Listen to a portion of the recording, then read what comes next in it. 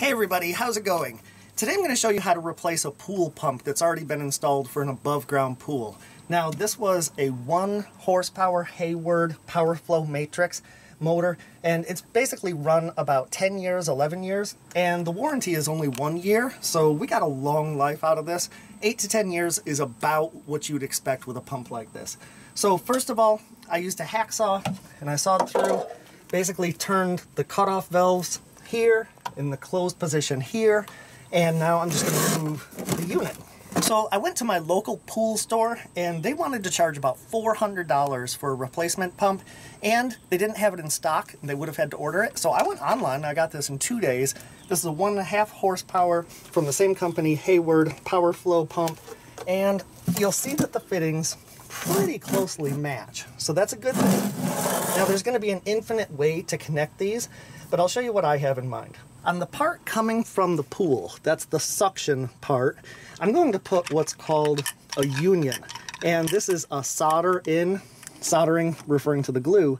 So this end will be soldered to that standpipe, and then this has a gasket, and then this will come on this side, and it will attach to a piece of pipe, and then the pipe will connect to this coupling, which basically threads in here, and I'm going to use Teflon tape and silicone for this. I'm putting this union here because if this pump ever burns out again and I need to replace it, instead of cutting pipe back and back further and further, I just want to be able to disconnect that quickly. You can always buy this replacement end, and so all you'd be replacing is from here down. So this is going to be a union, and then this part I am going to go ahead and glue in permanently because I have a lot of distance where if I have to replace it in the future, I can keep cutting off chunks. Okay, to make my fittings stick to each other, I'm going to use Rain or Shine medium blue PVC cement, and I'm just using this.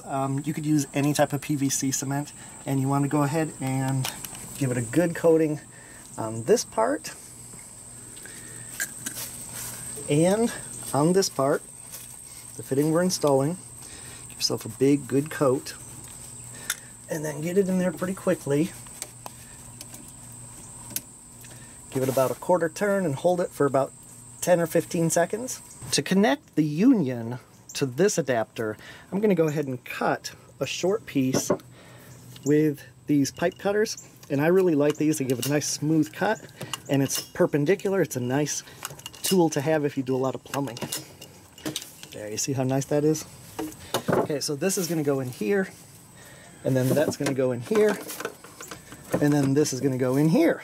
But you'll notice that I won't be able to turn this once I get it connected, so I'm actually going to go ahead and install this into the pump now. To make this a watertight seal, the manufacturer recommends Teflon tape, several turns of Teflon tape. So you go around once, twice, I'm going to do a bunch.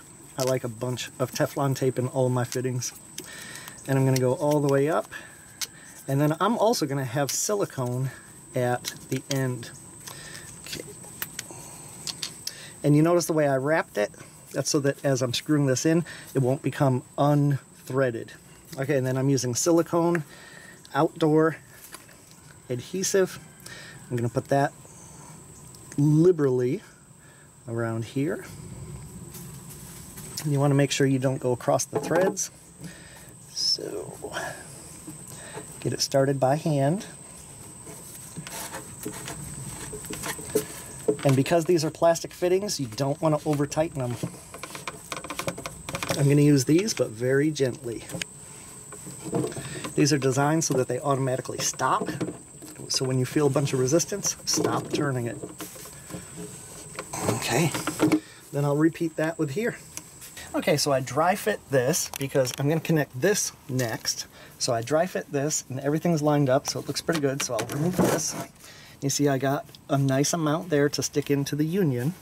So now I've got to go ahead and put in a little short piece like this, and then a coupler, and then the coupler will go on this pipe. So I need to take some measurements and figure out basically how to put this together, but essentially, now this is literally my rule of thumb, you want about the thickness of my thumb, that's 1 inch. So that's going to be 1 inch down into there, so it'll go down into there 1 inch. And then you're going to have it come into here 1 inch. So we'll make another mark right here. And so let me show you. This is going to go in that far, okay? And then it'll go in that far down here. There we go. And then we're going to come down 1 inch. So that's basically where I'm going to go ahead and make that cut. We have a nice clean cut, no need for sanding. So now I'm just going to go ahead and start gluing these together. Now you might be asking why I don't use primer. I read an engineering article that actually tested the strength of primed and unprimed PVC solder joints. That's what these are called. And the primed actually was weaker. So if you have really dirty pipes or working in a bunch of dirt, go ahead, but you can just use a paper towel like this to make sure everything's cleaned out.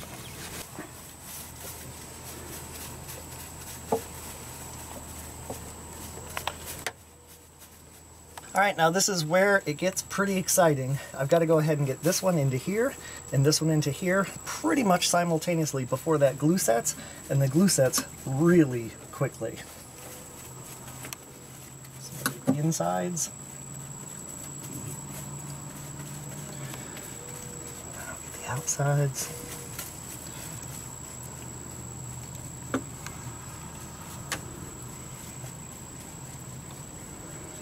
Now hope everything comes together like it should. Alright, get this one in here. Get this one into here. Okay, so now I'm pushing this one down. Pushing this one in. I want to back that off just a little bit. Now we'll let that glue set for 2 hours before we bring any water into the situation. Now the previous pump was screwed in to this, and so I made sure that my holes lined up. I'm gonna tighten this down. That keeps it from vibrating and moving all over the place. All right, now let's talk about the electrical. So this is a 12 amp draw, which is a pretty big draw. I have it on a dedicated circuit, and the problem is twofold. Number one, this is a shorter cord than what I had before. And because it's a shorter cord, I have to stretch it out another 5 feet to get to my dedicated circuit.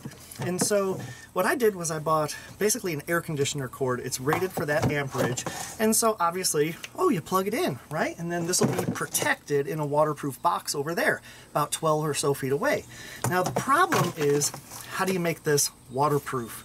And that's easier said than done. First, I'm going to use liquid tape. Now this is in the electrical section of a hardware store, and it actually is for waterproof applications. I'm really going to coat this up very well with several coats of this waterproofing liquid tape. Okay, I put 2 coats of that liquid electrical tape on there. But wait, there's more. They have these really cool weatherproof boxes. Notice I said weatherproof. These are not submersible. But basically what you would do is you would lie this in here and then close it up, and this should keep a waterproof seal according to the manufacturer. Just to absolutely even be more paranoid, I'm going to coat all of the edges of this with that black liquid electrical tape. I know I'm being paranoid, but I'm not out anything trying to waterproof this as much as possible. Alright, it's been about 3 hours, and now what I'm going to do is go ahead and prime the pump by opening up this ball valve. And you can see the water starting to come in. That's coming in from the pool. And then the other thing is, I'm going to go ahead and put this valve on the sand filter. Put that valve up to filtration. And as soon as I get some water in here, I'm going to go ahead and try the pump. And it's on. Alright. This air bubbling will slow down as it fills in with more water. There's no leak here. There's no leak here. There's no leak up here. I think it's a success. Let's go up and look above. Everything is working great. We accumulated quite a few leaves over the few days that I was waiting to replace the pump, but those will clean out pretty quickly, and I'm going to go ahead and shock the pool. But I'd call that a job well done.